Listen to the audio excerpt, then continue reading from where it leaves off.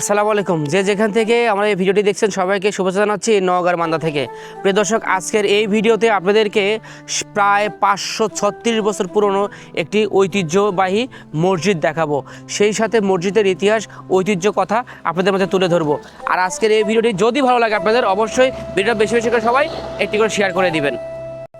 বন্ধুরা, লোকমুখে শোনা যায় প্রায় 450 বছর পুরনো এই কুসুম্বা মসজিদ নওগাঁ শহর থেকে প্রায় 37 কিলোমিটার দূরে কুসুম্বা গ্রামে মুসলিম স্থাপত্য শৈলীর অন্যতম নিদর্শন নওগাঁর কুসুম্বা মসজিদ। বন্ধুরা, শেষ পর্যন্ত আমি চলে আসছি আমার সেই কাঙ্ক্ষিত জায়গাতে। চলেন আপনাদেরকে দেখাই সেই দৃষ্টিনন্দন মসজিদটা।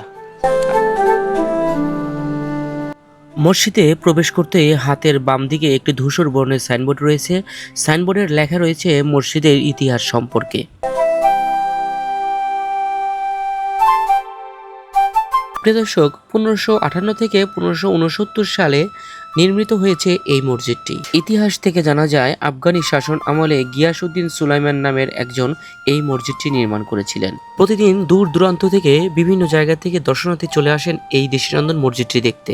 এই জন্যই আমি আজকে চলে এসেছি এই দৃষ্টিনন্দন মসজিদটি দেখব এবং আপনাদেরকেও সনিকট থেকে দেখাবো। চলুন এবার মসজিদের ভিতরের অংশ আমরা ঘুরে ঘুরে দেখব। প্রিয় দর্শক, এখন প্রশ্ন হলো, আপনারা এই দৃষ্টিনন্দন মসজিদটি দেখতে আসবেন কিভাবে? একদম সহজ একটি অপশন, সেটা হলো আপনি যদি রাজশাহী থেকে নওগাঁর দিকে আসতে চান, এখানে বড় আকারে একটি সাইনবোর্ড রয়েছে। কিংবা আপনারা যদি নওগাঁ হয়ে রাজশাহীর দিকে আসতে চান, এখানেও বড় একটি সাইনবোর্ড চোখে পড়বে। সেখান থেকেই মূলত আপনারা আধা কিলোমিটার ভিতরে প্রবেশ করলেই আপনাদের চোখে পড়বে দৃষ্টিনন্দন এই মসজিদ।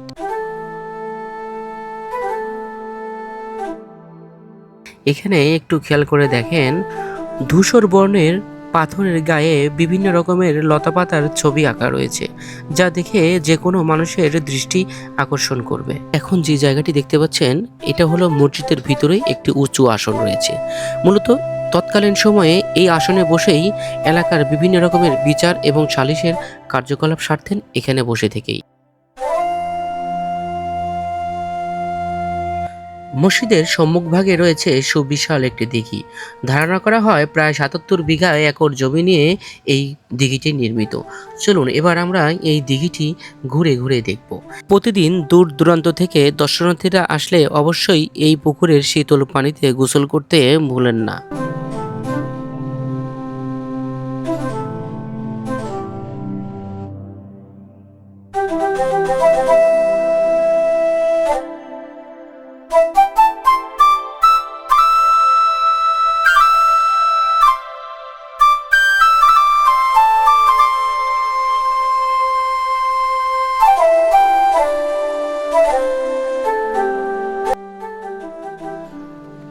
আজকের এই ভিডিওটি আপনাদের কেমন লেগেছে অবশ্যই কমেন্ট বক্সে লিখে জানাবেন এবং নিয়মিত এরকম ভিডিও দেখতে হলে আমার পেজে ফলো দিয়ে সাথেই থাকবেন।